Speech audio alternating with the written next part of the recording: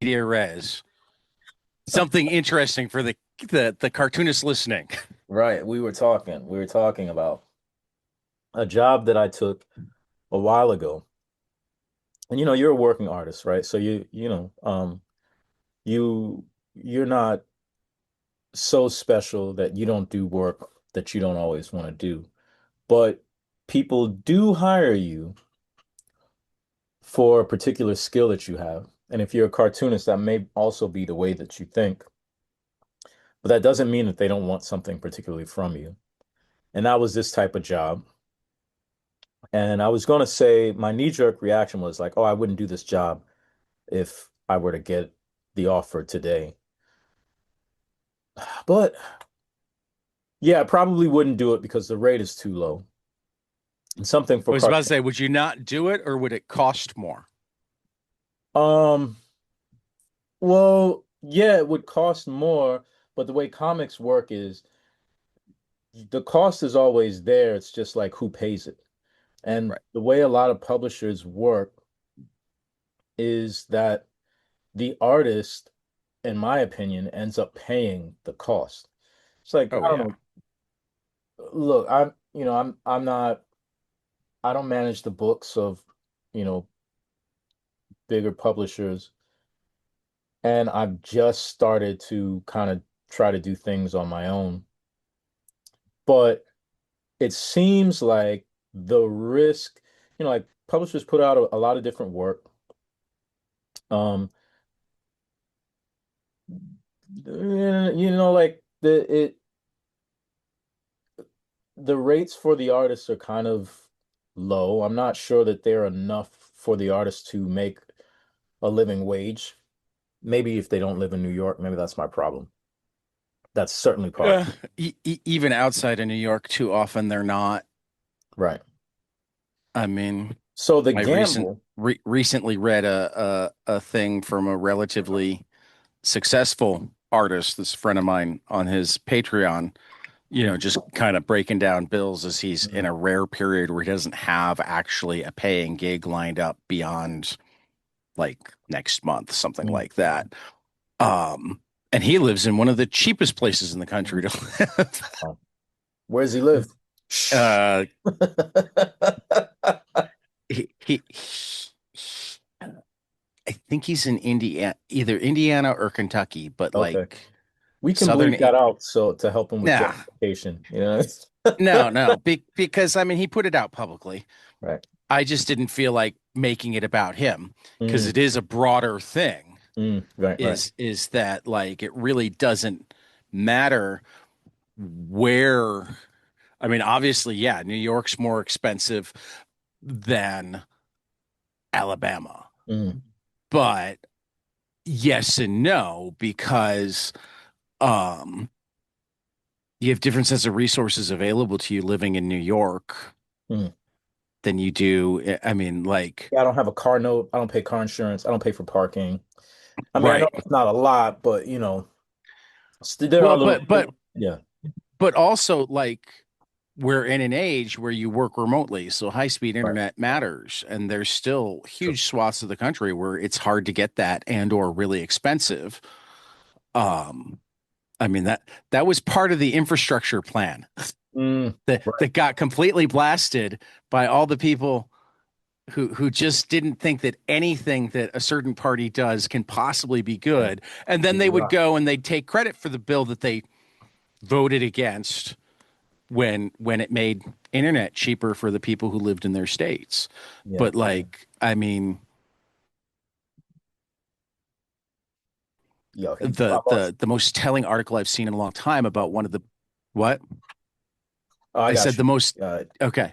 One of the most telling articles I've read in a long time about like kind of the difference between living places is that Kristi Noem, when she was governor of South Dakota, was hiring all of the like, we're going to use big air quotes here, Mm. best and brightest young Republican minds to to come to come Truth in work for her. advertising. And she couldn't keep any of them for more than a month or so because it didn't matter how much she paid them; they were bored as shit Mm, in Pierre, South Dakota. mm. Well, that is a fraud, and the location is fraud.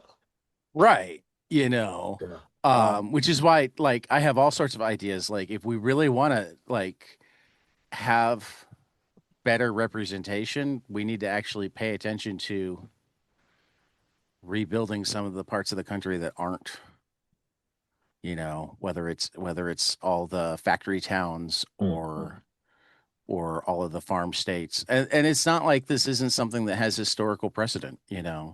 Tennessee Valley Authority was one of the New Deal programs, brought mm, electricity to all of Appalachia.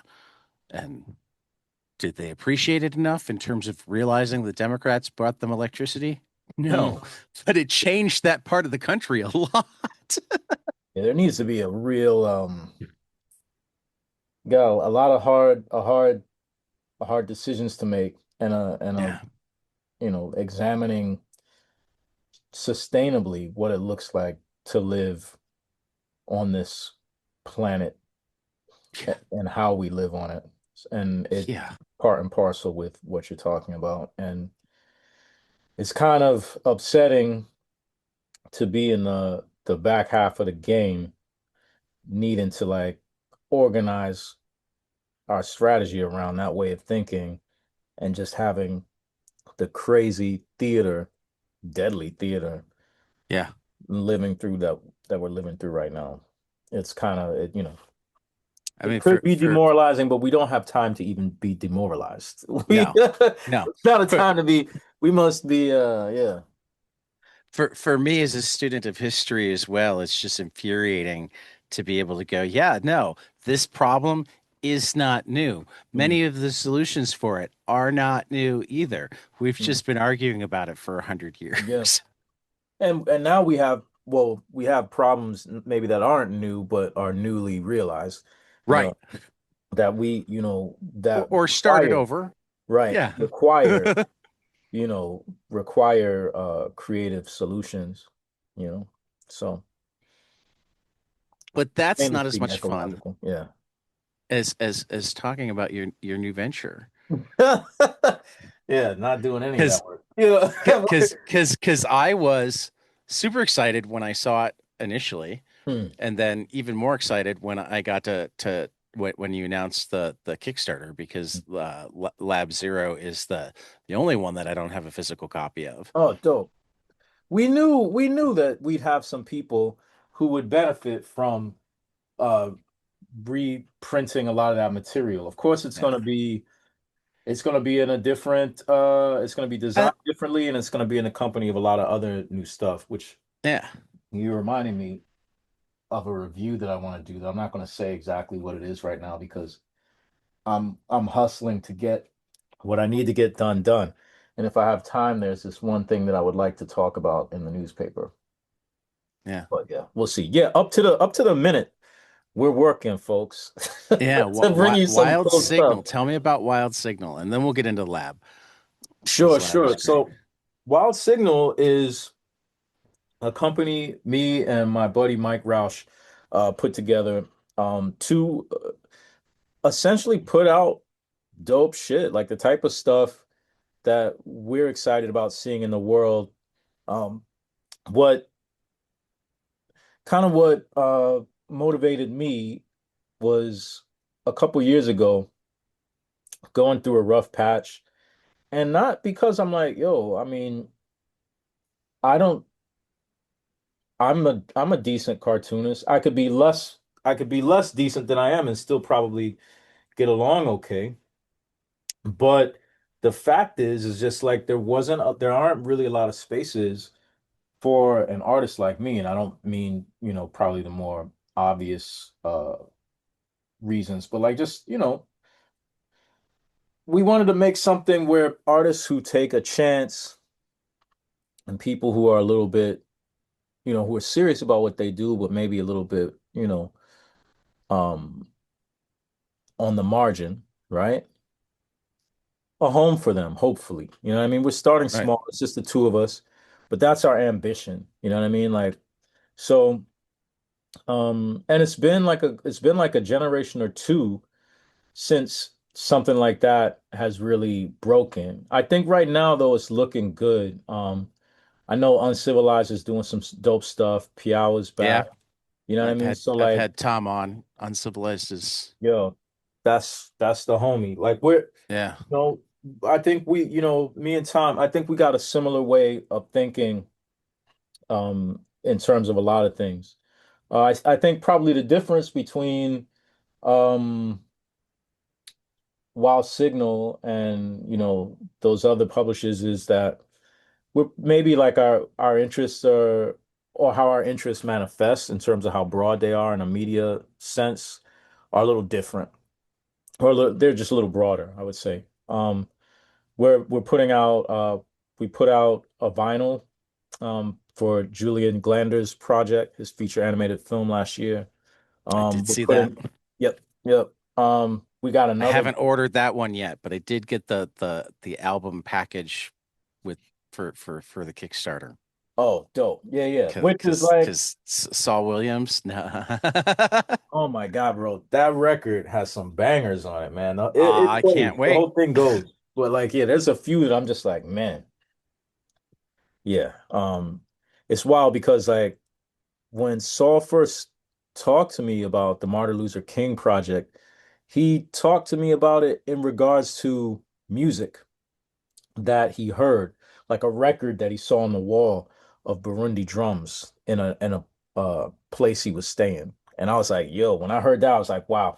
Because Burundi drums are legendary. Like if you're like post-punk, like just kind of what it did to punk music and like Bow Wow Wow, Adam Ant, you know, so and how it influenced the medium. So yeah, like from that moment, I was like, wow, this is gonna be crazy. And it's like it's crazy because I think it's the second record that he's explored that with. So we're really proud to be putting that out. And like I said, so like we're looking to do that.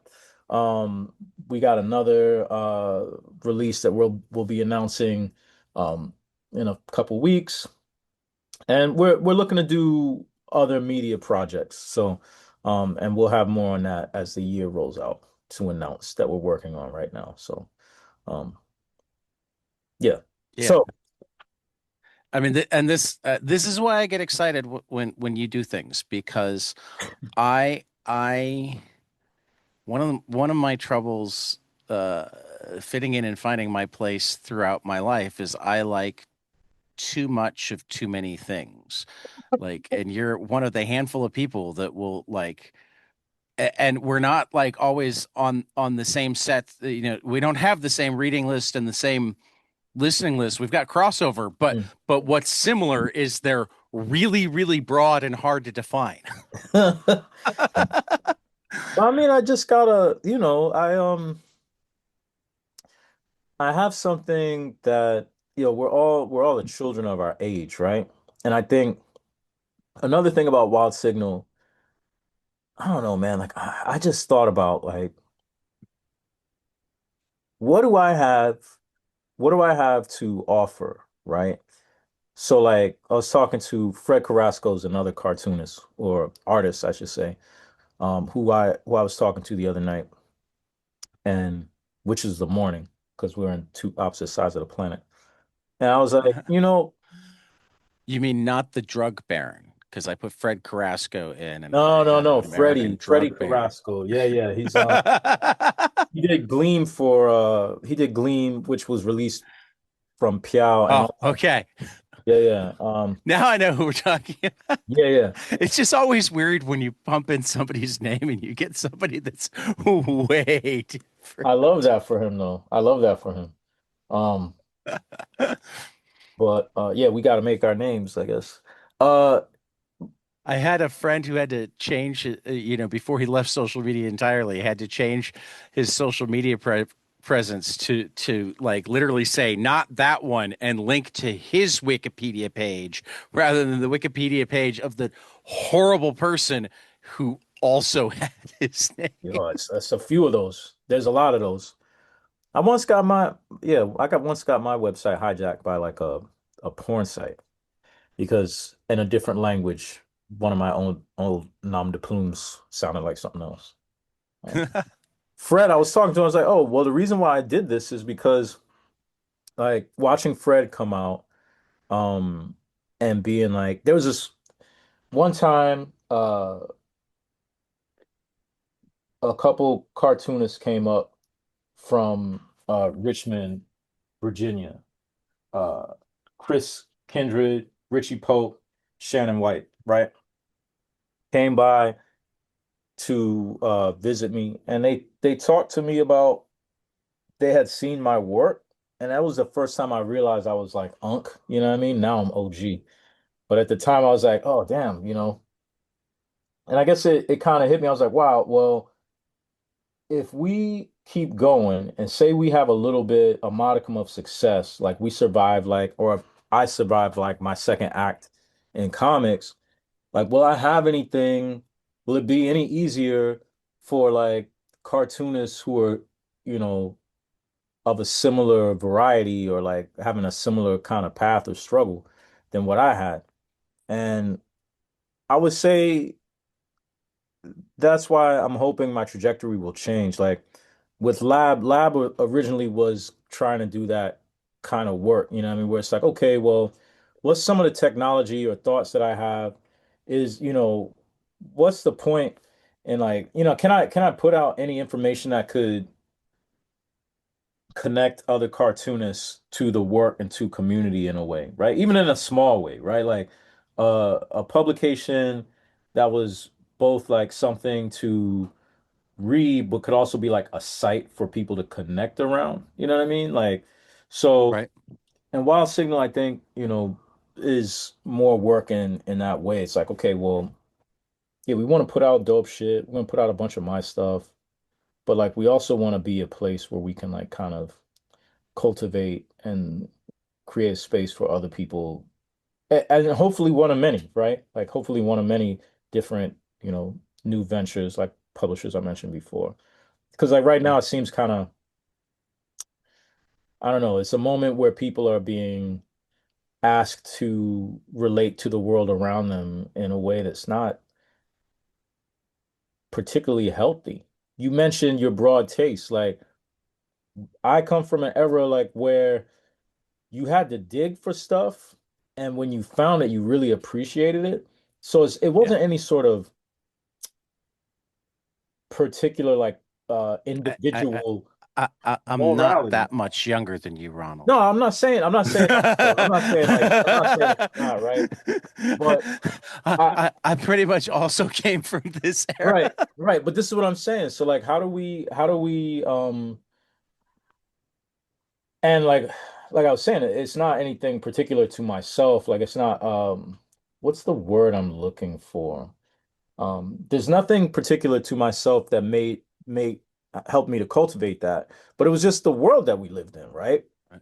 And kind of like the people that we were around and the fact that like, oh shit, well, maybe it cost you, I don't know how much it costs to get like a CD or a record back then. It's been so long, but it cost a lot. So you were careful. And maybe Right. you went to the record store and you talked to the guy behind the counter, or you talked to, the woman at downtown at the bookstore because you wanted to know You some of you read the music magazines or right. zines or whatever.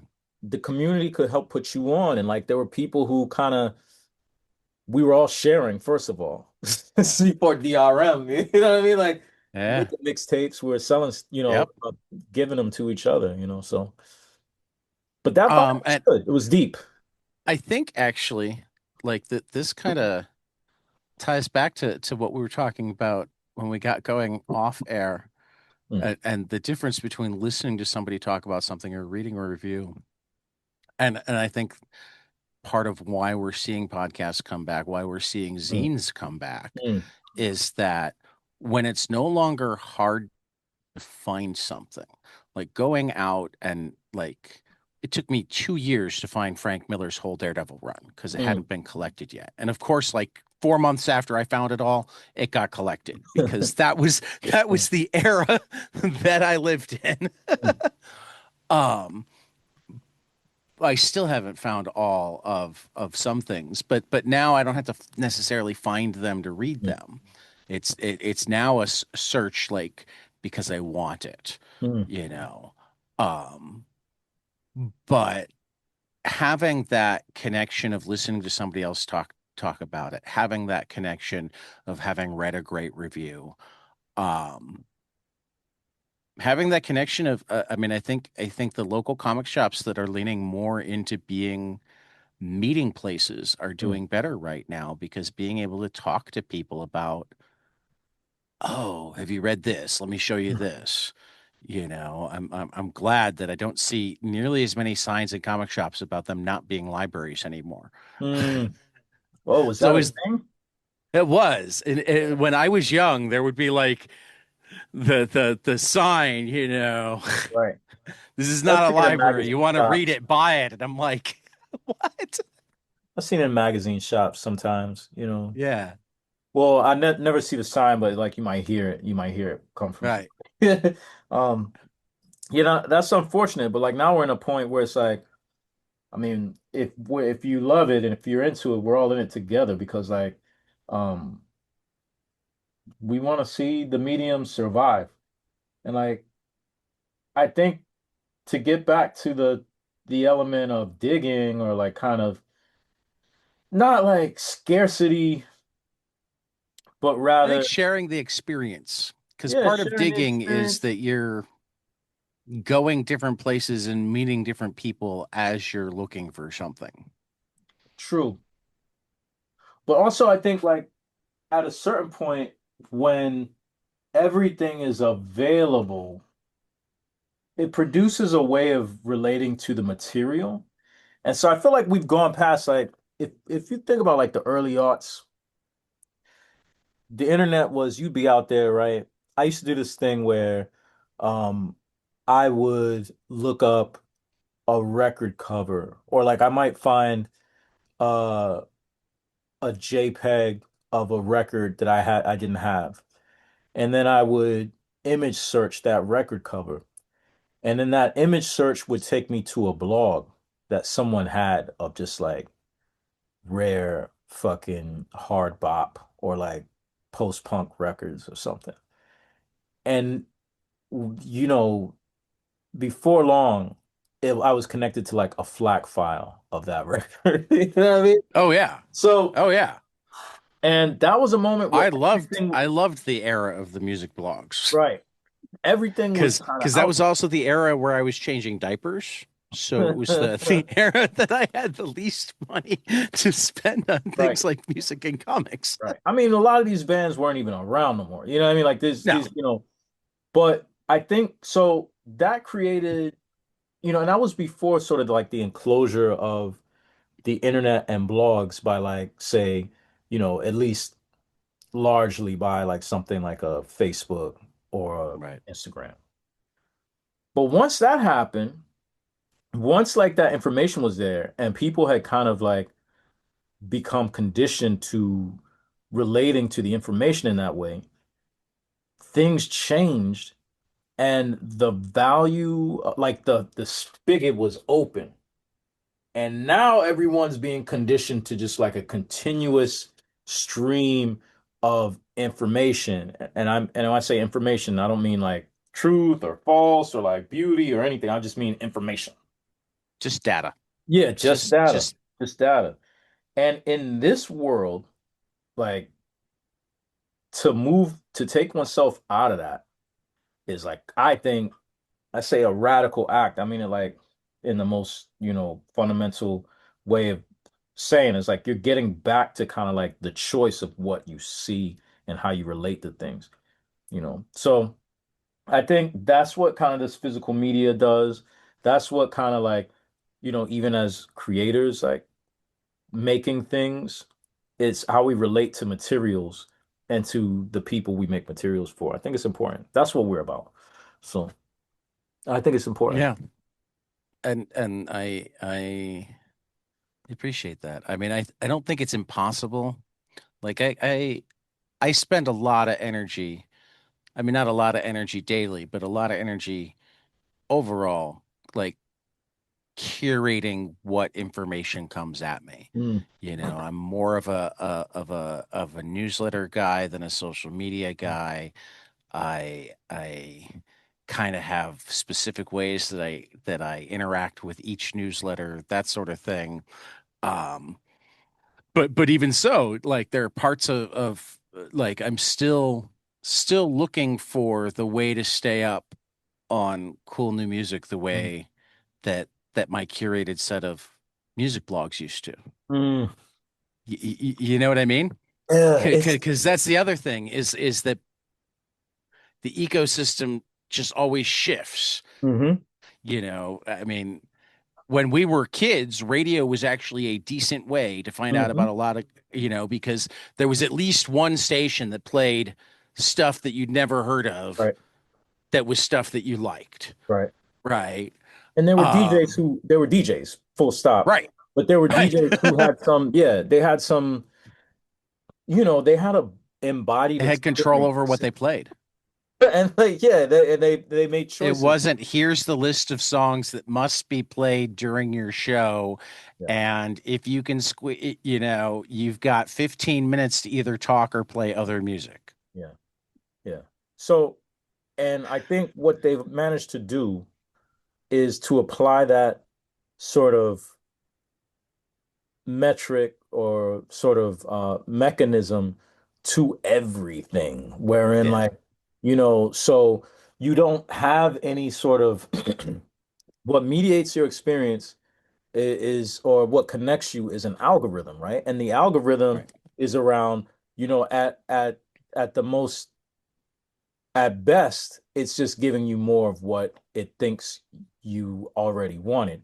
At worst, it's giving you what someone has kind of set to give you. You know what I mean? Right. Like and also there's overlap because within a narrower range, you know. And so like yeah, uh I mean, I know personally the algorithm is way more likely to give me something that I already have than that thing that I go, oh, I've never heard of that, but it looks cool. so we're dancing around like in shitification or whatever, but because like I remember when we first got into it. I remember the first couple years of like not on Spotify anymore. Get off Spotify, everybody. The first couple years I was on Spotify, I would notice something. I'd be like, okay, so I would look at I'm listening to a record and it was always Mexico City. I'll be like, wow, okay, someone else is listening to this in Mexico City. Then I would go and look and see what they're listening to, and boom, I'm getting like new music or like some of the suggestions were actually good. But within a couple years, I was like, yeah, I don't know if it was just a matter of uh control mechanisms or if it was just the amount of data that Yeah, caused I it to mean, kind of like smooth its edges off like that and become, less useful, right? Like is it it's lowest common denominator or is it like well, somewhat, one of the you know, I think it depends on who it's for because it's definitely going to be less useful for you and me who are desperately looking for that obscure thing because we know all of the things. But the person who knows a lost band but doesn't know the five other bands that like you or I would automatically one of the ways I think of it sometimes is how crowds always sing in tune because they you? even each other out. The bigger the crowd, the more likely it Yeah. is to be spot on tune. It's kind of how algorithms Mhm. work. Like all the Mhm. feeling gets taken away. All of the all of the quirks and imperfections that make it interesting get it taken away. But if you just want the thing that will give you blank, it's become perfected. But then if you were the one that was looking for that thing that would help you find the I got imperfections or you. the shoot offs, you don't have that tool anymore. I got you, but here's why I'm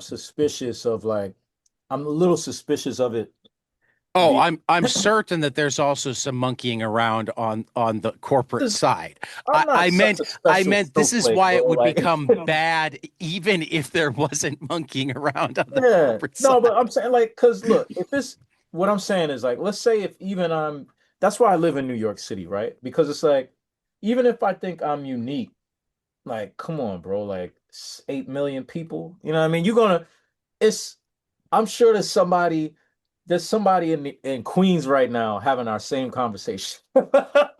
You know, it's just there's so many, right? Like, and so that's why I think, I'm If skeptical. not Queens, maybe Jakarta Right, or right. Yeah, but I'm or saying, yeah, Buenos Aires. potato, potato. Like we got a lot of, like we got a lot of different people here.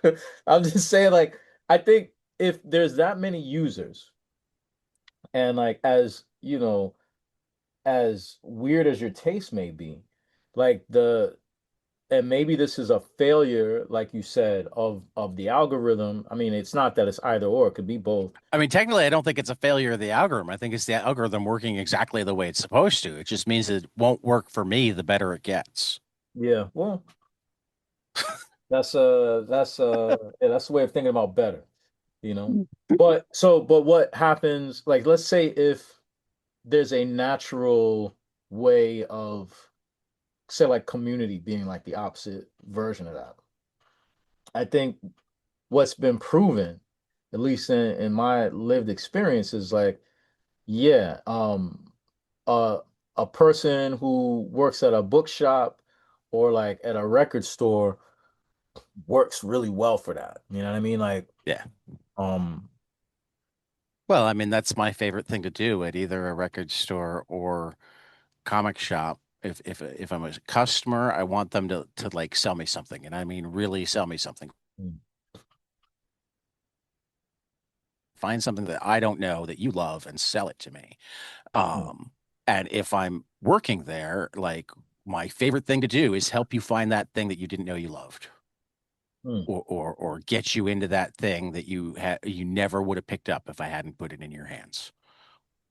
You know, I used to work at a record store in St. Mark's. I don't know if I talked to you about this last time. I don't know if you have. Yeah, I worked at this record store called St. Mark's Sounds. Like, we're known for having, probably, if you're a record collector in the tri-state and you pick up used records, you may still every once in a while pick up a record that has a St. Mark's Sounds um sticker on it, because our sticker is notoriously the most stickiest. I don't know why. I don't They know didn't come why. off. They did not come off, bro. Like, I've got records in my collection with other stickers on top of the St. Top Mark. of the Like, St. the St. Mark's. Mark Sound sticker is not coming off. So, but I remember, I remember just kind of like how, one of the things that was great about it is like you get there and we're sitting there the dead of winter or whatever, or like after Christmas. And like, not a lot of people are coming in. I was there like right after 9/11. So like there wasn't a lot of foot traffic in the East Village at that point. You're not as much, and yeah, we would just listen to the music.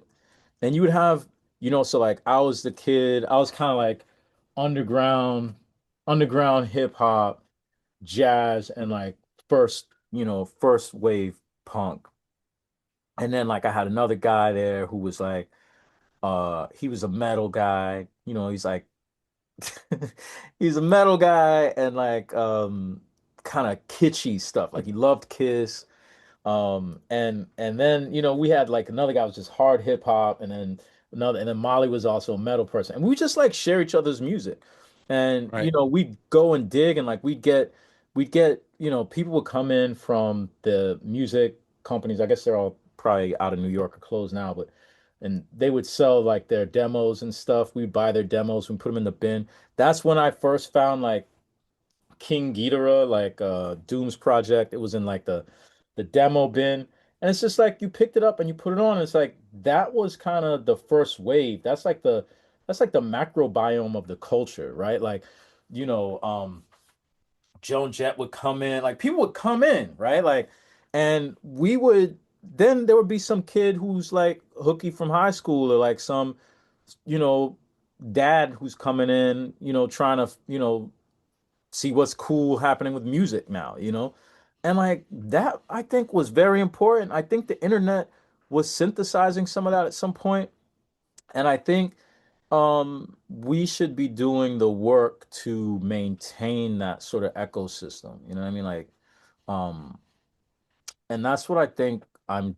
I'm figuring out, I'm testing to see if this is what we're doing. We'll see. Yeah. We'll see, you know. I mean, I think everybody who takes the time to do things small and about doing it rather than just profiting from it Mm.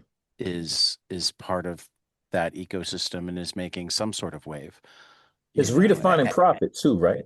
Right. Because like, you know, Oh, profiting, you absolutely. know what I mean? Like in what way? Yeah, no. I make that argument regularly. Like, is dollars and cents the only way to define value? Is it the only thing we expect in return for our time? Mm. You know, I've chosen a lot of careers in my life that aren't the ones that make the most money, but they give me a sense of purpose. Mm. You know, I lose money to make this podcast, but if like 10 more people read comics because of it, Mm. it's worth all the time. And frankly, it's worth all the time just because I get to have cool conversations. Mm. You So what's know. excited you most recently? You have a recent discovery? Mm. You know, it's the end of the school year, so I've been slammed. Yeah. Mm. So a lot of the stuff that well, you actually know there was a band that I discovered. I have to I don't know them well enough yet that I like automatically come up with the name. I like can kind of Mm. hear the music. Um, but I how do I describe them? I describe them as like Modest Mouse meets um the Descendants Oh, wow, okay. because they're all like 2 minute songs that have that intelligence to Mm. them, but they're not sung as urgently and fast as, Mm. you know, they've got more of the laid back until you're like, wait a minute, it's a minute 30 and you just got done.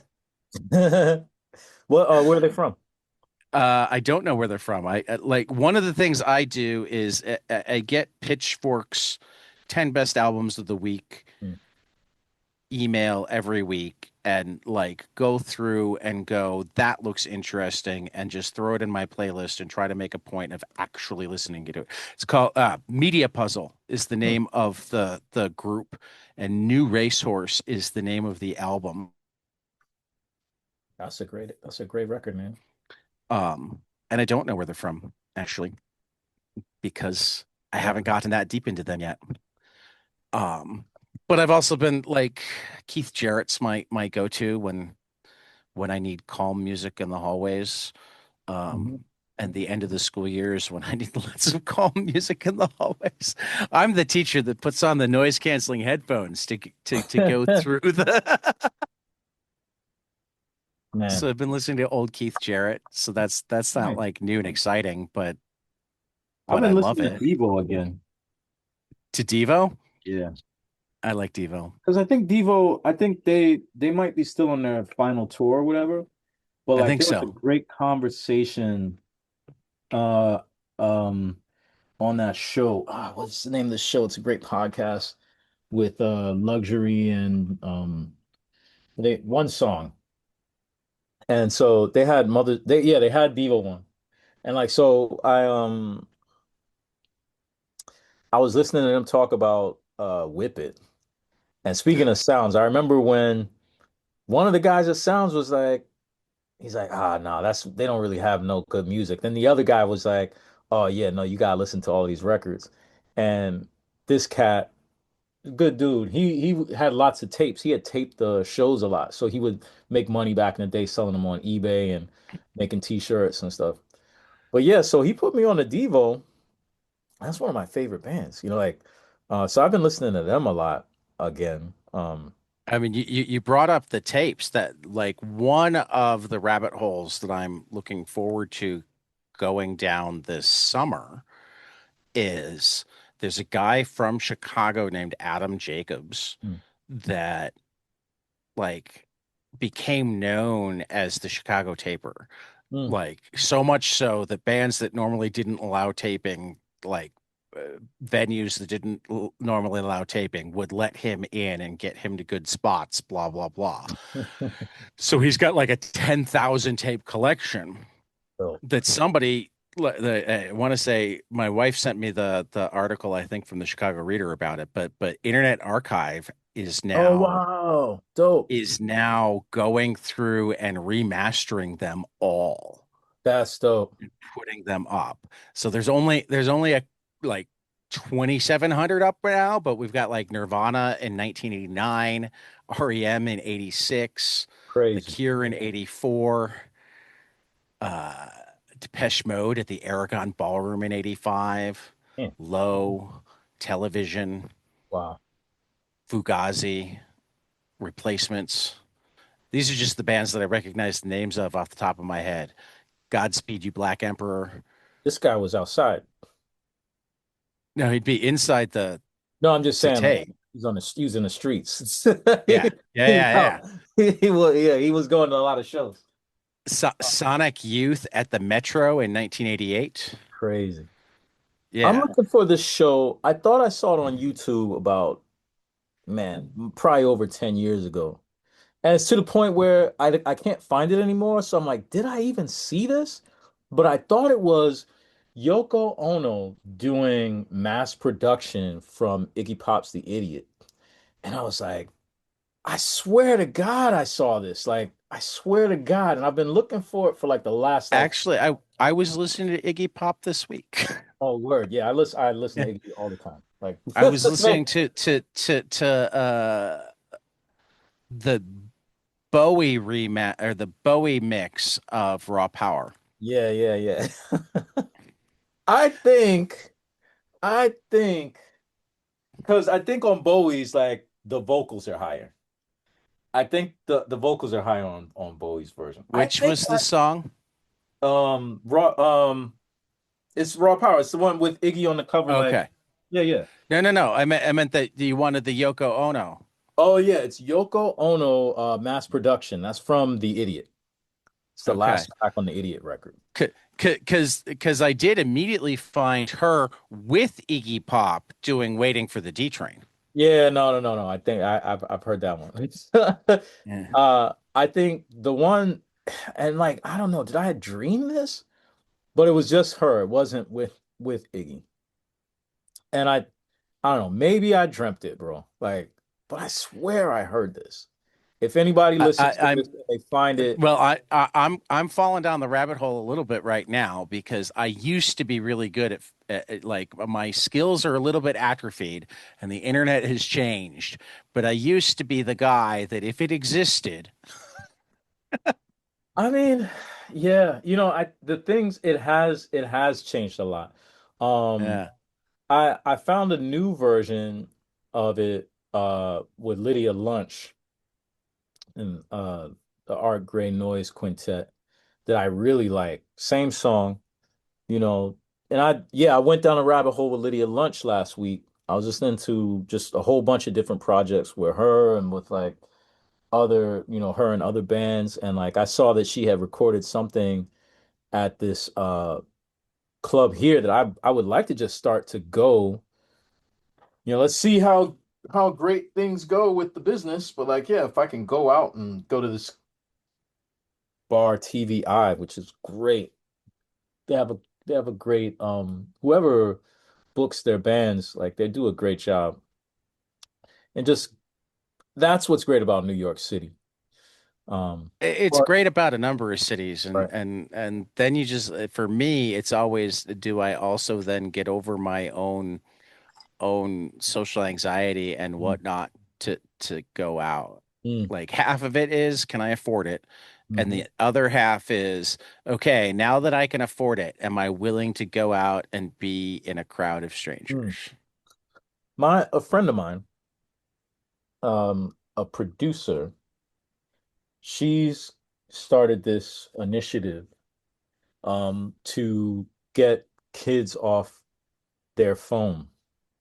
Okay. And um so we talk about these things and it's a good that so speaking of the social anxiety thing, I think one of the things that this like age of technology probably exacerbates in that it gives us an easy out is some things that are hard or difficult, it kind of like it helps us kind of go around. And like I'm not, social anxiety is real. It's like a medical condition. But sometimes the difficulty, and I'm a person who you wouldn't guess it from like, I think I have a personality that I wear to do like public stuff.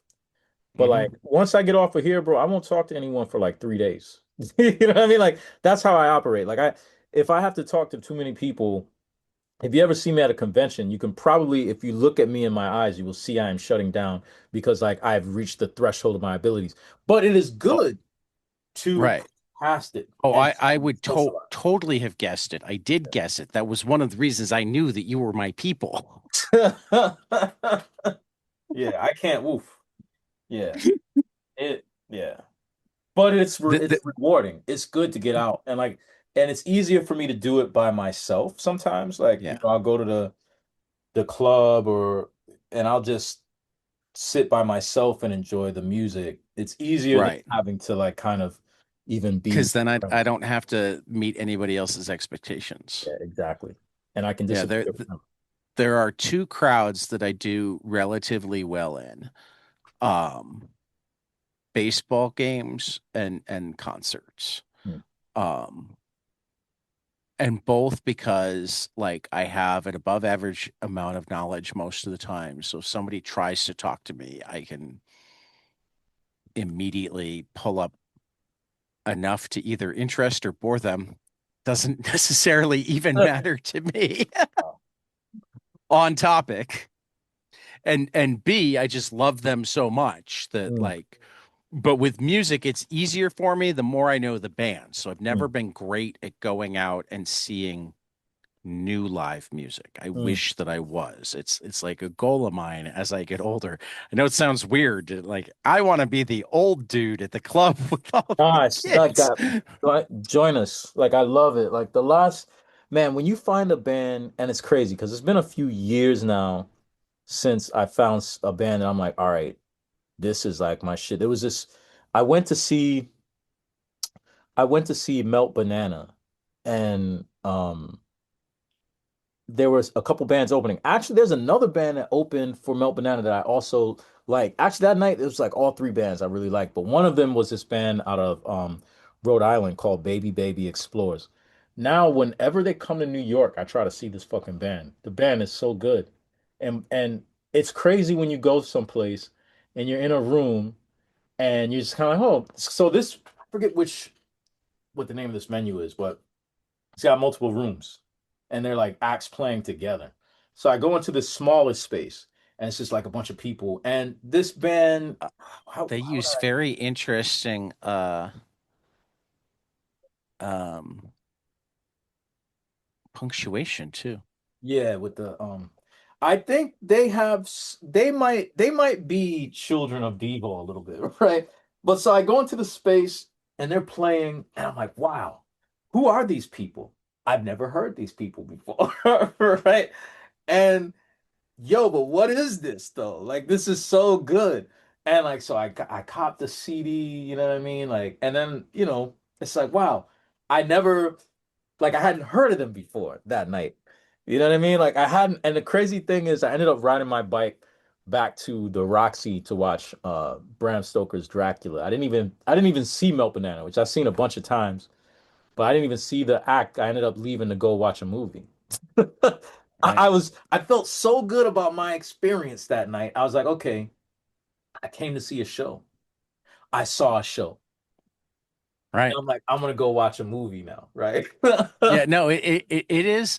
I mean, again, I tend so much more towards the bands that I know pretty well when I'm going in, but it's always a treat to me when like their opening act blows me away. Mm, Where I mean, I like the oldest example of this um is when I was in college, Squirrel Nut Zippers played on campus. So I went to see Squirrel Nut Zippers, but there was this pair of old bluesmen who called themselves T Model Ford mm, that that opened for them. And while I still like squirrel nut zippers, I like have sought out way more T model Ford in the last 30 years than I have.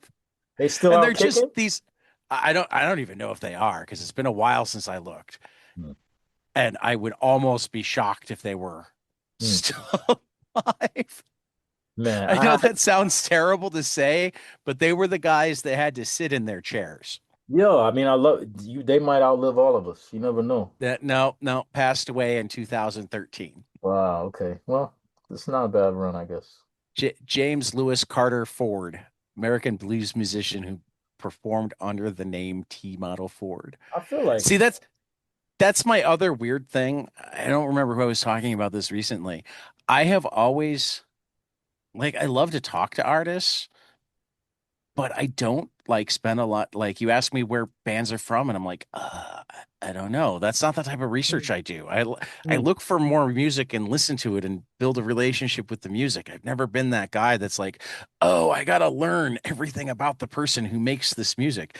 I think it's a mixture of I'm afraid that I'll be disappointed in something, and and I'm just like I've always been interested in just listening to more music. I love talking. Like if I ever get the opportunity to talk to the person who made the music, that's a whole different thing. Everybody has different ways of kind of like engaging with something. Yeah. Also, for like, at least for me, part of it is like, how do I find more of whatever the fuck this is, right? And Yeah. I think like for me, Finding the scene is good. I'm gonna have to remember that because that makes sense to me. mm, Like, because how often do we think of music based on the locational scene that it came mm, out of? mm. I mean, I think it's I don't know, like I don't know how it works. I can only speak to for me, it's like, all right, so if you start to listen to, I don't know, Portishead, right? Then you're like, oh well, then you listen to Massive Attack or whatever. Then you're like, wait a minute, like, so all of these motherfuckers is like, from one time or a period, and it's like, okay, well, who was the drummer and like who ended up here, who ended up there? It's like, say if you were to pick up the Gorillas and be like, wow, I really like this Gorillas record.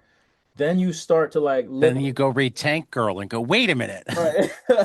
You know what I mean? But like but you start to see the network and how these people are Right. related, right? Like, and Yeah, it's yeah, yeah. crazy. It's like, oh yeah, now you're listening to Blur. Now you're listening to like, like, oh, who's this guy? It's like, all right, now I'm listening to fucking. Before you know it, you're listening to, you know, any number, The Clash. You listen to any number of Yeah. bands. Like Africa 80. You know what I mean? Like you're listening to all types of shit. So I think that's kind of where I got into it. And also, I think, And that I do have happen. I will go down like the Wikipedia link rabbit hole. I'll look up the band just to find their members and click on their members and see mm, how many other things yeah, you know. it's a thing. When I first got into it, maybe was like when I was at the record store, and I'd be like, I think it was a big revelation for me how cool and punky, like not New York or LA, but kind of like, you know, Athens, Athens. Rhode Island's got a Cincinnati. real punk scene. Yeah, like all of these, like I'm kind of like, I think Li- that's li- what. li- Liz Prince did used to do like a weekly, and they've been collected, but like a weekly punk rock Mm, criticism out of Rhode Island. mm. So yeah, Yeah. you can get Rhode Island punk in comic book form. Oh, wow. Okay. Cool. Had to look it up. Yeah. But yeah, man, I don't know. I think this is a good, Well, I it's an mean, exciting time to be doing stuff.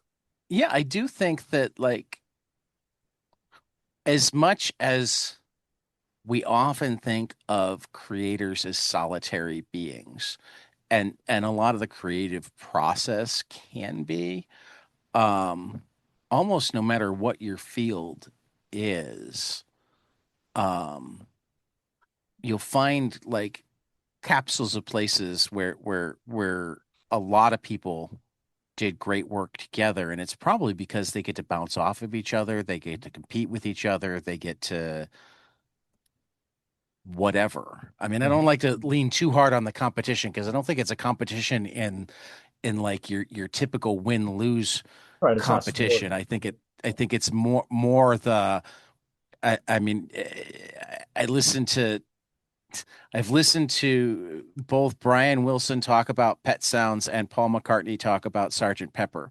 And the thing is, they were sending their tapes to each other back and forth for feedback. So both of those albums came out of trying to be as good as the other. Mm. Yeah, no, it's like I think there's something to it. Like, I wouldn't say it's like how team sports, because I think there's a whole bunch of commerce around team sports. But I think, or even like say prize fighting or something like that. But it's maybe closer to like um I mean, it could be team martial arts sports in practice, like the like purest form. I watched a movie called Ephus last night. That's a bunch of 50-year-old ball players that have day jobs playing the last game on a about to have a school built on it. And like they don't want it to end. Like what's the that? umpire decides it's time to go home and they keep playing. It finally gets too dark. They turn their cars on to light the field. Eve, is this a documentary? No, it's actually a scripted film. It feels like it could be a documentary. The whole thing takes place on the field, but Oh, this it's just like, came out. yeah. Yeah. I was gonna say like it's kind of like in I'm not a judo practitioner, but like when I was a kid, when I was in high school, I took long fist for a while. And like we had, we would spar in like the Sanshao, like Sanda method. But like I all that to say is like I think we had a little bit of this, but it's maybe closer to kind of like it was kind of about you did want to win. But I think like what I imagine judo is like is or what I've read a little bit about it is like um your opponent like you're learning something together like Hmm. you're like steel sharpens steel type of thing, right? Like and I think Right. the best type of sparring like I flirted with Muay Thai a little bit too, and the best type of sparring is kind of like it's play, it's a game, like unless it's a fight, right? Like if it's a fight, like yeah, you want to win, you want to you know knock somebody out. But like when you're sparring, you're kind of just like you ain't there to destroy your opponent, right? You're there to kind of like get better together. And I think like Yeah. art kind of often, at least for me, because I'm definitely like the horse that runs the fastest when there's another fast horse in the race. Like I think it's kind of, speaking about Pet Sounds and Sergeant Pepper's was like, yeah, you're out there, you see each other and you're learning from each other. And like maybe there is a bit of competitive drive there. Like I don't think it's absent, but I think it's like a matter of, you know, mutual elevation, right? And play, Right. like play. You know what I mean? Like, Right. um, difference between like, yeah, play fight and real fight. It's like, Well, you both I learn. mean like I mean, I think it's competition in that like just to play off of the word play, um you want to feel like you can come to play. Mm. I mean, if you're a modest guitarist and Jimi Hendrix is up on stage leading an open mic night, you're going to be petrified to get up on stage.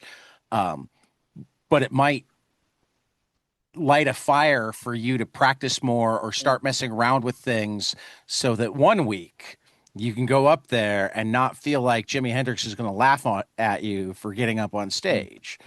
Now, frankly, I Jimi feel like Hendrix Jimmy wouldn't laugh. J I J feel like Jimmy no, wouldn't laugh. I don't feel like he would. I Frankly, Jimi Hendrix running an open mic night would be a very bad choice don't because you'd know, man. petrify everybody. Like, no, man, like we're all here to explore what we're doing, man. Like, bring what you have, man. It's like, we're all connected.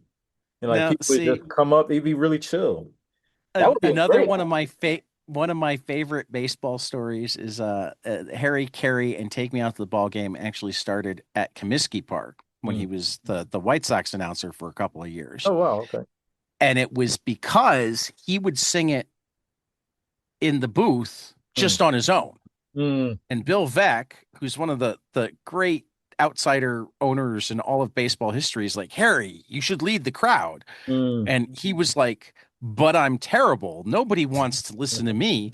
And Veck's like, no, that's the point. Nobody would be afraid to sing along with you. Mm. And That's he still turned him down. So Veck actually sent an intern up into the ceiling above him and dropped a PA mic one night man. and just did it I anyway. don't know about that. I don't know about that. That's crazy. And that's how it started. Mm. That's what finally convinced Harry that, oh, okay, this will work. They won't laugh at me. They'll join. Um, he just loved the sport. He loved it. But but if you watch him during Cubs games, and this is the thing that anytime somebody bombs on being a guest conductor, I sit there going, all you need to do is watch Harry to understand how you conduct the seventh inning stretch. He would sing, take, and then the microphone would be on the crowd. Nice. Then he'd Yeah. come back for buy me some, and then the microphone would be on the crowd. This comes back to what we were talking about, like the mean, right? Like Right. the common denominator. You know, You know, they found the tune. right. But also like it's a way to be a part of a group and take the emphasis off of you. Absolutely. It became a community experience rather than let's watch Harry Carey sing Take Me Out to the Ball Game. You know. Um yeah.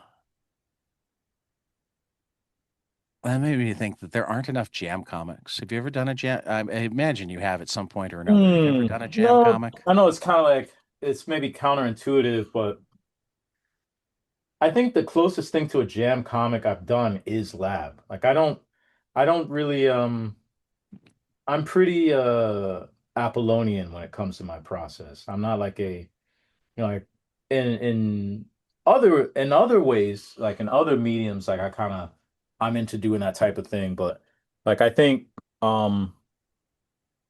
I I plan a bit. You know what I mean? Like I'm a so I don't know, like I haven't, it's just, it's also maybe just the type of thing where if you haven't had that experience before that you liked it, then you're not into it. But I haven't had an experience where I'm like, oh, this was fun. But I think Lab is probably the closest we get to it because it's like, all right, well, here are a bunch of different artists. We have a theme.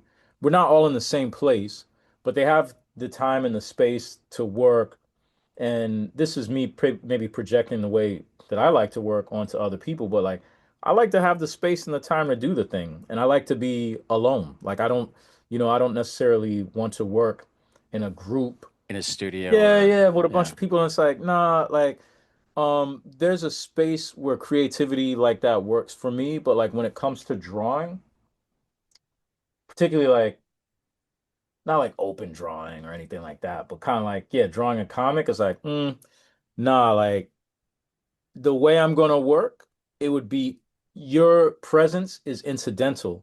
Therefore, it's better you're not here.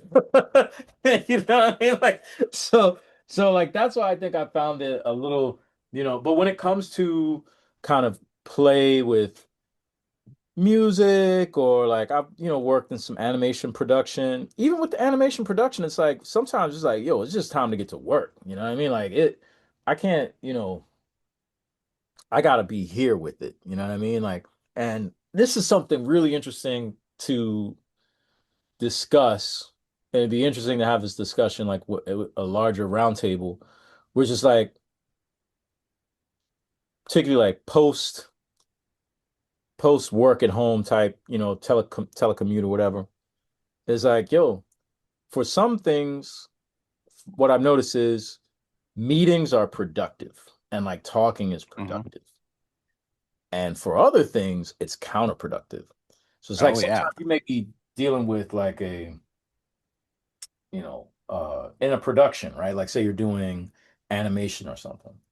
And it's like, okay, well, let's meet every day for whatever, whatever. And it's like, which could be very useful if you have like a set actionable things that you're working towards.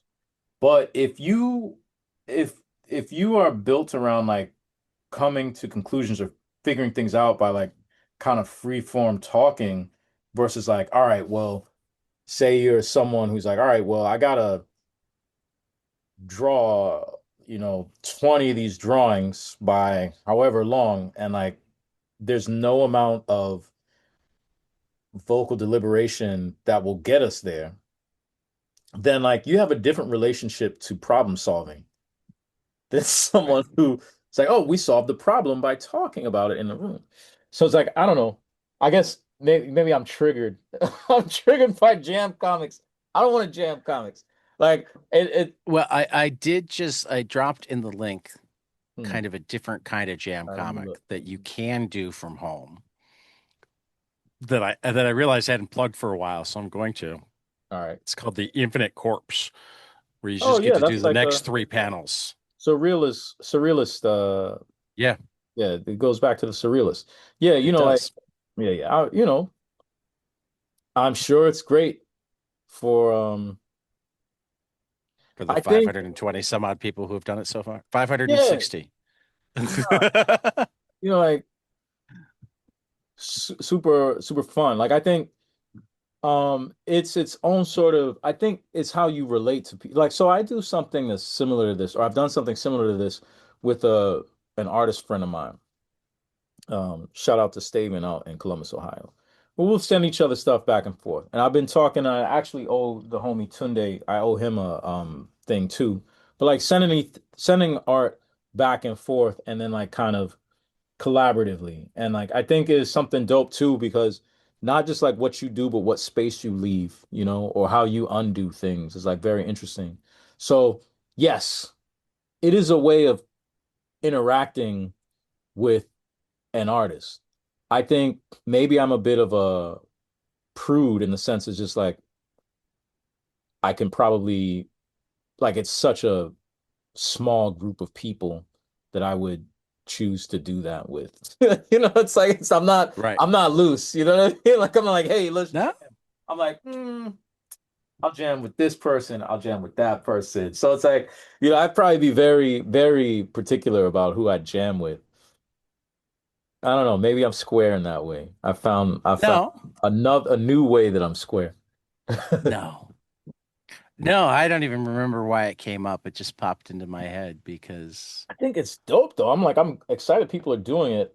In this moment, I've been wanting to spend more time understanding the surrealists. Like we're in a moment where there's a the moment is rhyming politically with the time that surrealists were doing their thing, but also like surrealism has become kind of like, you know, people are creating in that mode again.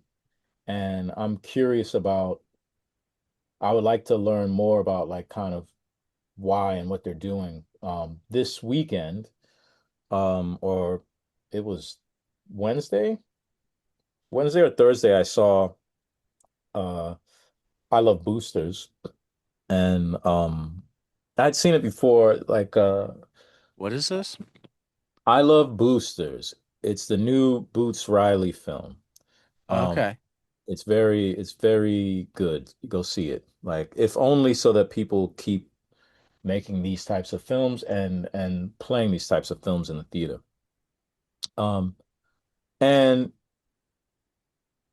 I don't know if it's doing yeah, it's doing some surreal things, Uh, and like I don't know if you ever saw this film Nope, but like Yes, because somebody I know, you hmm, recommended it to me. oh, So probably yeah. last time, right?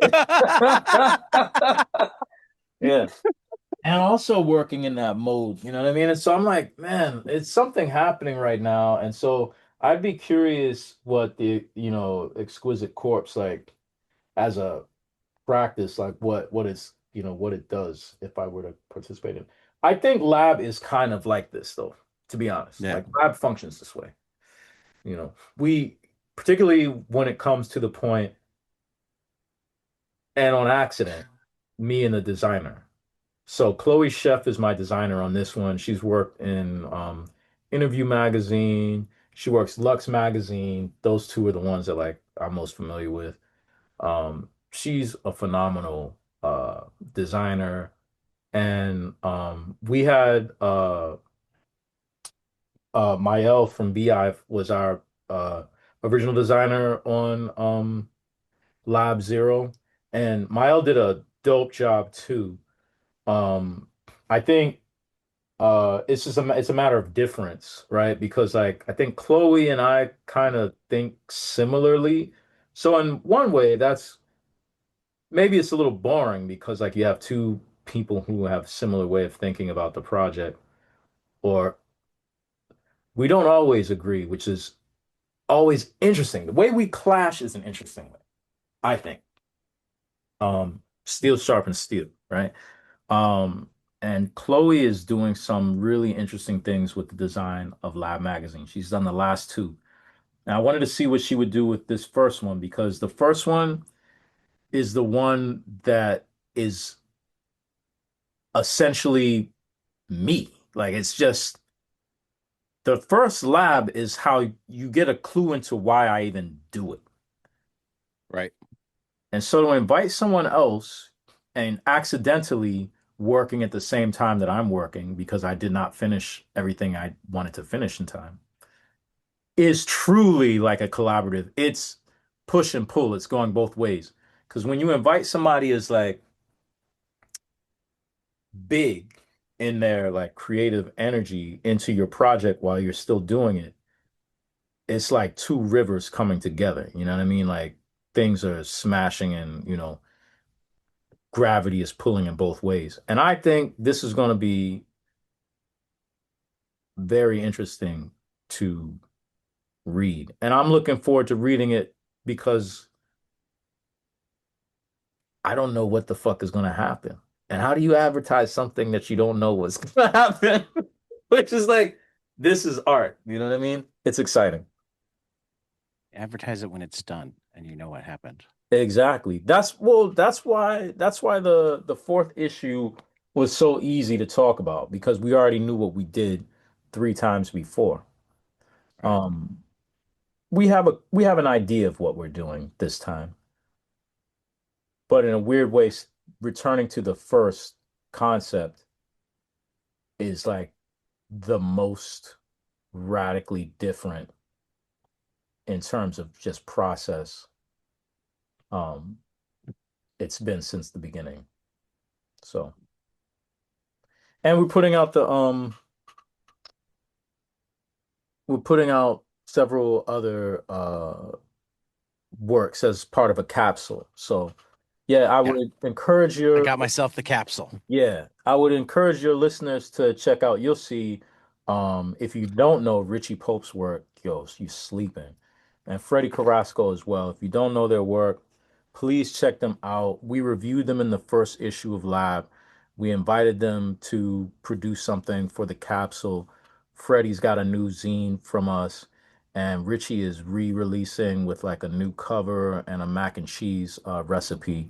His phenomenal comic Superitis, which um if you ever had a substantial meal and you felt like you were gonna fall asleep, you'll understand this comic.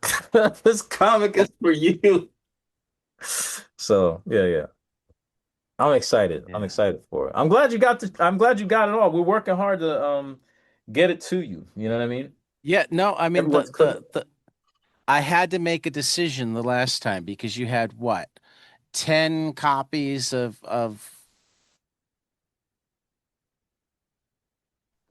some limited number of issue one that could have been gotten in Hmm. the last Kickstarter for about the same price as get 20 copies for your barbershop school, blah blah blah. Yeah. And I know an art teacher that teaches comics, and I went with the 20 Hmm. copies for the school You're a instead. good man. Good man. I I think knew I I was start. giving you more money, but I decided to do it for the greater good I, rather than I think you know what? I think you are part of lab, like you are part of our project when you do work like that because I that's try. what it's for, you know. I mean that sort of thing is one of my favorite. Uh, uh, this is the message to all the Kickstarter people out there, many of whom will come to me to boost their thing. You want to sucker me into giving you more money? Give me the opportunity to send it to a school or a library. Mm, word. Yeah, good to know. I mean, I'm all for it. Like, Um, I mean, I not only did that for Andrew Aiden's Appalachia Comics project, Island in the Sky, but like when he put out a thing as they were, the project was closed, but they were still in. What does Kickstarter do now? You can do your late purchases. I forget what they oh call it. right, yeah, they have something where people can, yeah. Right. So it was in that period, blah, blah, blah. He said that he had way more schools and libraries that had expressed interest in getting copies that he'd actually had funded so far. Mm. I was the one that then did my rare take to we have a relatively active Instagram page because my wife takes care of it and Mm. no other social media presence because she only takes care of the Instagram page. So I said, Kelly, we need an Instagram to say that people need to go buy more copies for schools. And then I went to Blue Sky and I said, buy more copies for schools. Nice. I mean, yeah, note to self. Whether I push the needle or not, who knows? But Note to self, but yeah. but like that is one of my passions. Is one of the reasons this podcast exists is like comics as a medium are completely underappreciated. Mm. Um, Comics are their own medium. Comics are every bit as literate as film or prose. Um, you never, ever, ever have somebody say, I don't like moving pictures Mm. or I don't like words on paper. The only medium that anybody will ever say flat out they don't like Mm. is comics. And most of the time, they're not even telling the truth because they love Peanuts or they love Calvin and Mm. Hobbes or they always read Raina Telgemeier. It's Far just side. in their mind, comics is only Spider-Man. Yeah, or something Um, else, right? Or one of the others. I think, right. I don't know. Like, I think, yeah, part of it has to do with what the medium can be symbolically. And I think it's like, no offense to any nerds listening, but like the fact that it's become kind of like that it became an identity for a while, and kind of how people bind themselves up in like a lot of the gatekeeping. It's like you can't casually, like you said, you if you picked up a whatever magazine, is people aren't going to be like, okay, well, yeah, I'm a such and such magazine. Like some people do make their whole identity out of reading books. It's like, oh, I'm a fiction person. Like, nah, rarely. Right. Anyone can pick it up, right? Anyone can pick that Yeah, book up. if you're I trying think, to make the argument that we've done some of this to ourselves, I won't disagree with you. but I think I just would like for, you know, maybe part of the work that we're doing, you and I, is showing the breadth of like what it can be, and then maybe take a Yeah, little bit of the barrier of entry away. You know what I mean? Like people that's the like, idea. oh, check it out. And if you don't like that one, you don't like that one. It doesn't mean that, you know what I mean? Right. I mean that's my Everything. whole point is like it's like nobody ever went off and saw Scream and said, "Oh, I don't like movies." Right. They went, "Oh, maybe kitschy horror movies aren't for me. Let me try a different one." Right. Yeah, so it goes. That's how I think about Nobody didn't get through Great Expectations and say, "I can't read novels." it. Maybe though. I mean, close sometimes. I mean, I'm a teacher and I sometimes have issues with the books that we choose to teach, not because they're bad books. I mean, I love Great Expectations. I love Dickens, but Dickens is a very different read, Yeah. Well, that's you the thing, know. is the I difference mean, between I like, mean that's like starting somebody on comics with Alan Moore. right. I think, you know, Watchmen is not actually a great gateway. I mean, if it works as a gateway, you come in hard. right. But Yeah, I but the don't, number of people who get handed Watchmen and don't get through more than 10 or so pages of it. there's a subject. You have to be, I think you have to be interested or familiar with a particular type of comic, right? Or the medium. I think, I Well, don't but also it's just dense. know. More writes dense work. That's not a bad thing, but it is a thing. There's no breeziness to an Alan Moore story Yeah. with I'm very, thinking very about few exceptions. comparing like Dickens got like it's pictorial. The prose is, you Yep. could pull any little part away from it. What would I compare Dickens to as a comic book? I don't know if I would. I think there's a lot of, yeah, I don't know if what we do or like how we solve that problem if it can be solved.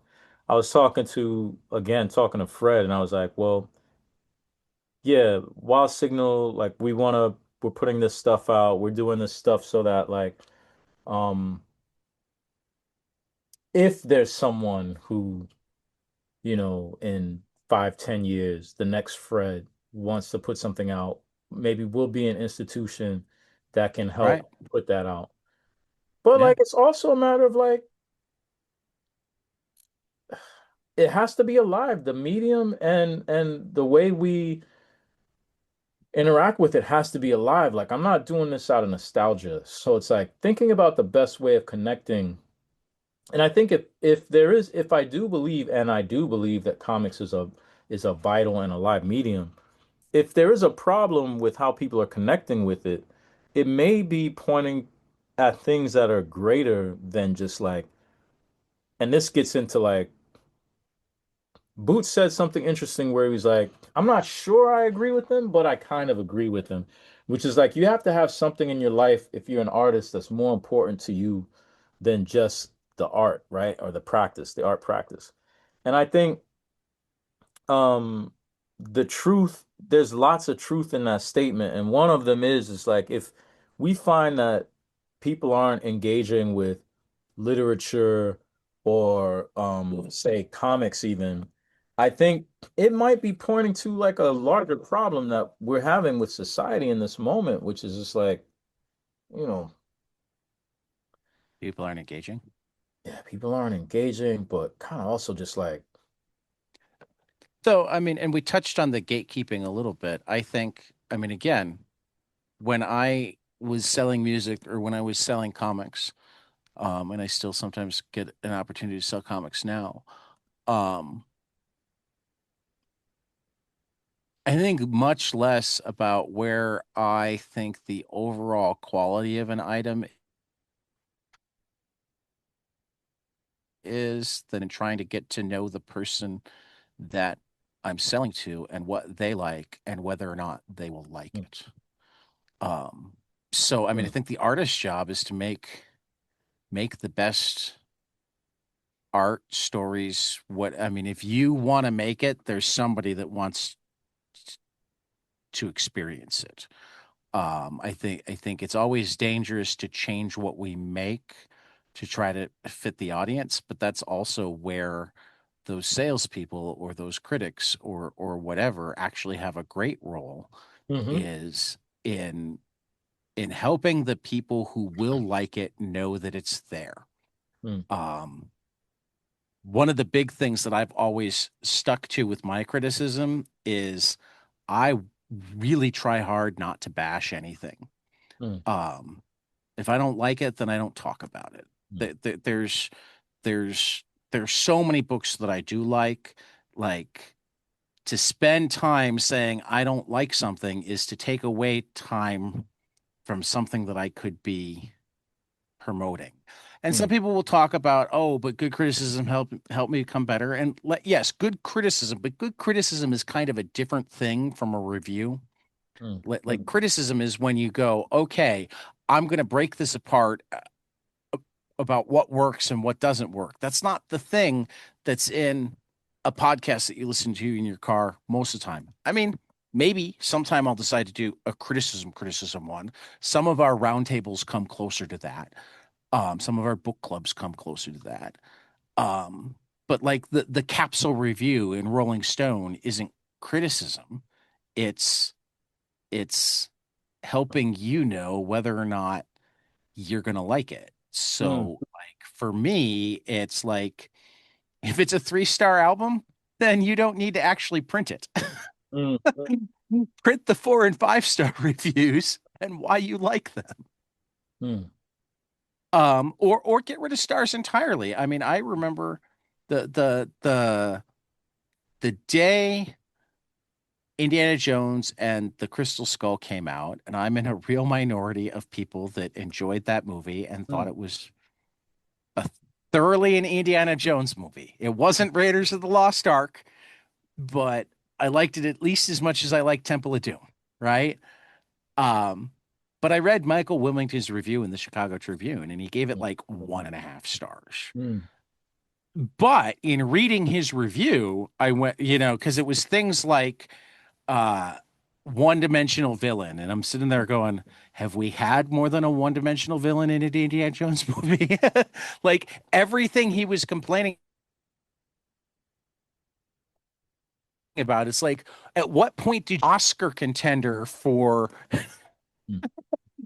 deep thought and action, everything you're complaining about feels like an Indiana Jones movie to me. I mean, that's So, just, I mean, sometimes so I knew I was going to as a like it. critic, sometimes the work is your foil, though, right? The Right. work is just functioning as your foil. And like some people don't like that. I can understand why they don't like it, but if you got some work that you're trying to do, sometimes you pick a foil.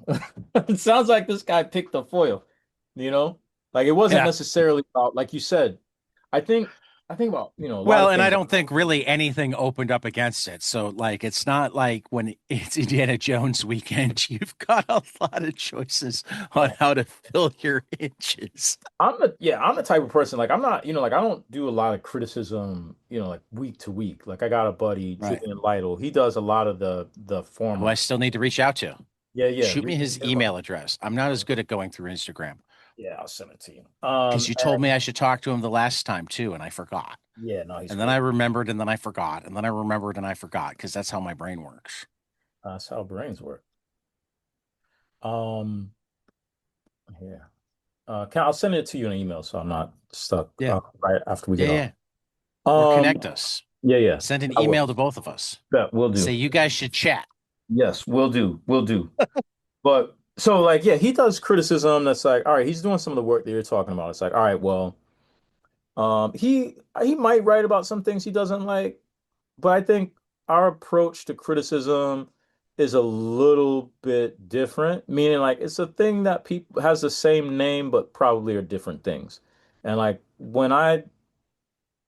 I sometimes do both, but like sometimes the work is just it's a way for me to talk about something um that can be compelling. Like the work is Yeah. something that I want, right? Like the work is something that I want people to engage with often, whether And it's I guess because that's kind of yeah, where I separate between reviewing and criticism too. yeah, yeah, yeah. I'm sorry, I didn't mean to interrupt you. I just do that sometimes. No, no, The work reviewing is because something that you want to. yeah, I I mean, feel like you had a much more interesting thought than I had there. well, maybe it's lost to history, but I'm sure I'm it'll come back sorry. out to like it's all good, it's all good. Um, but yeah, what else should we cover though? Like I don't know. I don't know. We might be. I mean, particularly because I have another episode to record in an hour. It might Oh, be get time to there. do.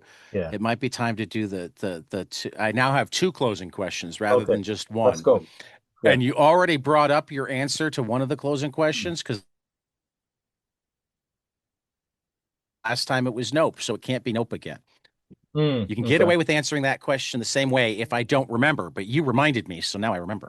But the newer closing question is that I've been doing this podcast for a little less than 5 years now, Mm, and I feel like I've entered the twilight zone. mm, The number, I mean, I'm spending a Sunday afternoon talking to Ronald Wimberly.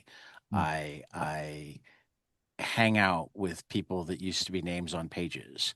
mm. The number of things that I get to do or see or participate in or I mean, because of connections I have in comics, I had both of both mine and my wife's cars were totaled in the same week, and we managed to buy two new ones on that Saturday inside of our budget, which wasn't Congratulations. right. Right. Yeah. In some ways, that's the most surreal. Mm, I knew somebody who was related to somebody, and we had cars. that's dope. Um, but I find that everybody in comics has stuff like this. Everybody in any of the professions where they do things that lots of people just watch them on TV or read about them in books has these things that they're like, oh wow, that was part of my life or is part of my life. So tell me a story that you just pinch yourself about. Hmm. Hmm. Meaning, wow. Hmm. Oh, you get to take the meaning in any. I mean, I just gave you four different meanings. Right. Something particular to my experience as a cartoonist that made that's like a wild thing. Yeah. Um, Something that 10-year-old Ronald would go, what the fuck are you talking about? That's not going to be part of my life. yeah, well, I guess so. Recently, I was on Instagram and there's this diner on Broadway that's closing. I'm forgetting the name of it right now. Um, and I'm not gonna tell y'all because it's a month. It's already full of everybody who's been there is gonna be going there nonstop anyway. Right. But You um, want to be able to sit down. yeah, yeah, yeah. The last time I ate there was during a lunch break. Like Spike Lee took me there to eat lunch. We were working on the Okay, adaptation. already you've gotten to like crazy surreal. Spike Lee took me to the diner to have Because lunch. Spike Lee, he teaches at NYU, so he would go, he would go there, and we went there to have lunch or whatever. And like Spike, it's funny because um we we had bumped into each other in varying degrees, like for whatever reason. It was Brooklyn, right? Right. And prior to that, like I don't even think he remembered. I don't know if he remembered, but I was an extra in one of his films, like that was filmed in Italy. And I would say like that was crazy. Like we went to Italy. I played a Buffalo Soldier. We're in Tuscany up in the mountains. We're literally in the place where the Buffalo Soldiers called down friendly fire on themselves to like fucking kill Austrian Nazis and shit.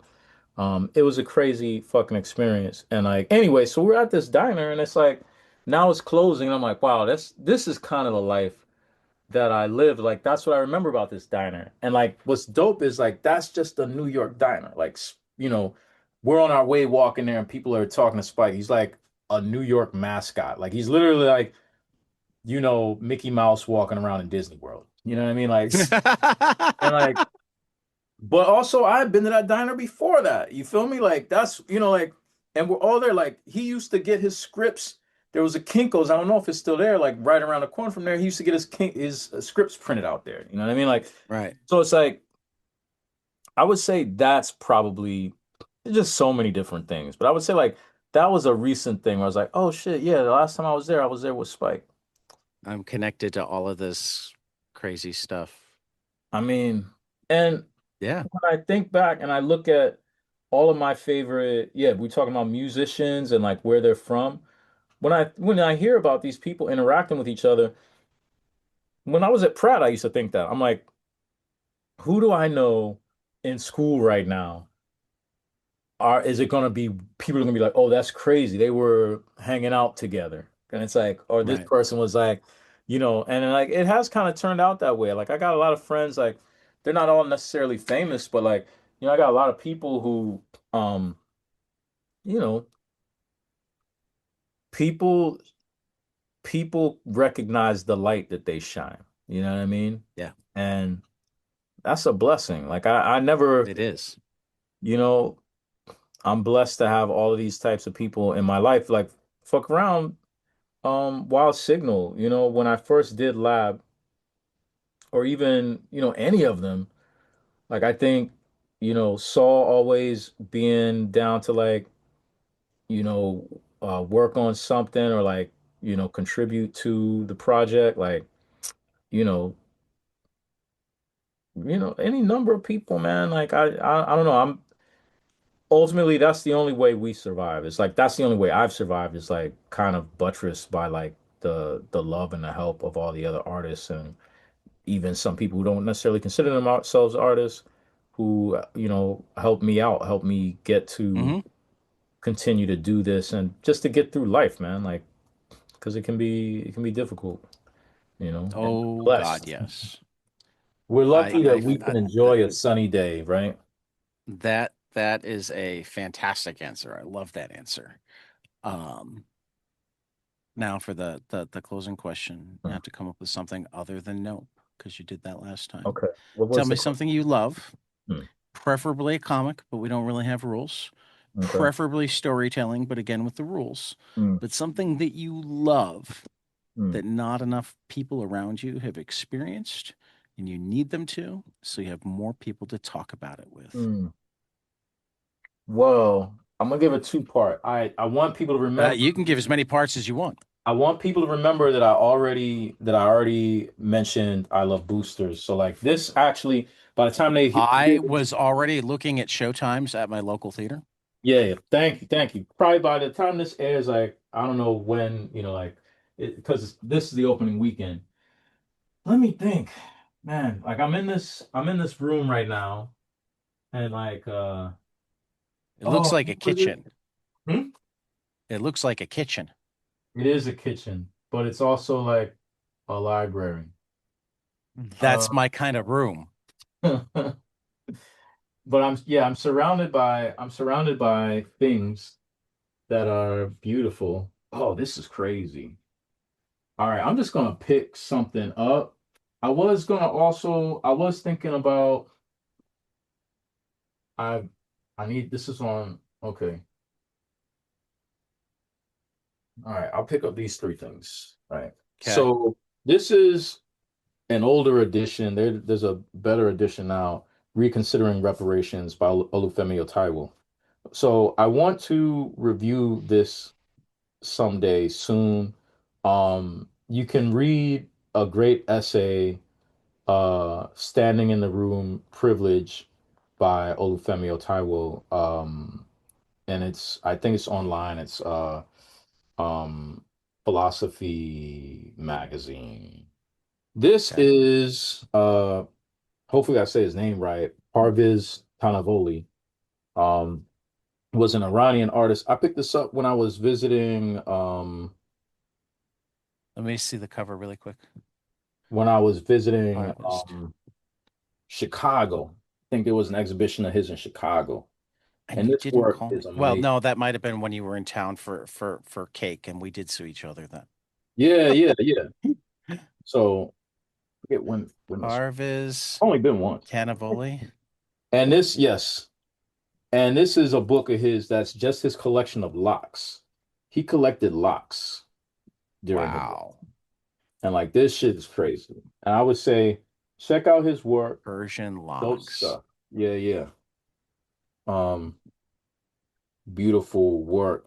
If you talk to me about um Tanavoli's work, I might, like you might know as much as I do. I had just discovered his work a few years ago. Oh no, I didn't talk to you about it. No, I'm just saying, like, if someone were to see, like, part of Oh, the question was like things that you wish other people. you want to be able to talk more about. Yeah, Right, yeah. right, right, right. So, like, I would say let's all get to know. I mean, I think he's pretty well known in some circles, but like, you Well, know, my wife is the art history geek, so if she hasn't learned about him, I'm certain she'll be all over it. And then you'll have two people to talk to the next time There you're in we go. Chicago. There we go. Yeah. I would like to visit again soon. Oh man. Yeah, yeah. I mean, there's so many different things I want people to get Well, into. I mean, actually, like as you bring that up, like, and I'll give the plug for it again. Jim Terry's movie Shank is playing at the Goodman Theater next Saturday. Oh, Um, which, you probably can't get to Chicago by next Saturday, but if you can, I have an extra ticket. Um, oh. With between this between this campaign, we're going to be very busy like a couple weeks. You know, we're I about I halfway keep there. hoping it'll get a wider like 'cause so far it's been like one shot screenings. But it's described it the I forget who gave it the review that said imagine Monty Python made John Wick with no money. And I think that actually It's a puts it pretty well. 2010 film or a new film? No, brand new. I don't know if it's on IMDb yet, Wow, okay. Who's or if a it is. director? Jim Terry, who's actually a comic book artist. He was actually two tables over from you at um Oh no, I know Jim. He's a Cake. great guy. Yeah. Yeah, Yeah, yeah, yeah. yeah. Come Oh, so Home he put out Indio. a film. Yeah. Dope. I saw the first No, it's screening on of it. I'm going Letterboxd. again. Yeah, no, it looks amazing. Or well, not looks amazing. It is amazing. I loved it. Among other Oh, so things, you they saw it. they they lean into their lack of like there are two ways to handle um you have no budget and it's going to show. You can try to ignore it and hope that the audience will ignore it with you, or you can lean into it and make it part of the joke. They Mm. lean into it and make it part of the joke, and it works really well. Man, that's the history of cinema in a nutshell, to be honest. It's Yeah, like either either the concept is a joke or like the budget is makes it a joke. How many right, like multi-million dollar or $100 million films you've seen would just act like a complete fucking bullshit. You right. know what I mean? So like Well, pick I your mean, I think poison. that's one of the biggest problems that filmmaking has right now is they're way more likely to greenlight $100 million film than $1 million film. Yeah, this is a conversation everyone's having right now. So Not enough people, because not any of the people who have the money to change it. well, yeah, none of the people, yeah, like if you're, yeah, but everyone who's making, like a lot of people making films, like, yeah, this is Yeah. the moment that we're in. Yeah. Well, I mean, this is where we can plug your other release from why am I Wild Wild Signal, yeah. Wild Signal is the soundtrack to Oh, yeah, Neptune Frost, Unanimous Gold Mine. Yeah. You got to see that? no. I thought it was the boys Oh, yeah, yeah, yeah, yeah. Boys Go to Jupiter. boys go to Jupiter. Yeah, Yeah, no, yeah. I watched. That I came out didn't know it last year. existed. Yeah. I didn't know it existed until you guys put out the soundtrack. But Right. then I went and watched it because, and I think my take on it is that I liked it. I know the type of people who would love it. Um, and I really laughed that the type of people who would love it just as much as they'd love a similar movie that costs 10 times as much Yeah. because Yeah. it had everything to do with the movie itself is what would have made them love it, not the Mhm. animation itself. Right. Does that make sense? Hmm. And that's not even to say that the animation was not good. The animation was we have such different definitions of what good. I mean, the number of times I hear people talk about like how much better this was filmed than that was filmed when I'm sitting there going, that's just the difference in the qualities of cameras between 1980 and 2014. If that Right. sometimes not even that. That's not even actually like anything that the cinematographer talked to. You're talking about camera quality. If that. I mean, what did they watch it on? You know, what I mean, what did they even Right, see it on? right. Yeah, I don't know. I don't have these discussions. Like it's just, I don't have them a ton, but I try not to excise all people and or family members out of my life that don't have the type of conversations that I have about yeah, well, you just things. gotta I mean, that's what I mean is like I just let people go off at a certain point. Yeah, that's what Like you just yeah, gotta let okay, okay. let them go off. You know what I mean? It's like I Yep. think it's And I think my response rather than saying it. right. Yeah, yeah. Getting Because better at that. at a certain point, who's stupid if you're gonna sit here and try to convince Michael? They just don't like sometimes people, like if they don't have the information, like how are you trying to convince them? You know what I mean? Like, what's the point? Like just let people live, like and hopefully, hopefully the next time you find yourself in their position, people will gently either humor you or like gently put you on. Right. You know what I mean? But The- sometimes you don't need to be put on. You know what I mean? Like no, sometimes it's like I find myself I'm in a conversation like it's just not even that important. And I mean like I just it's like wow, can we get the things that you like in front of you, right?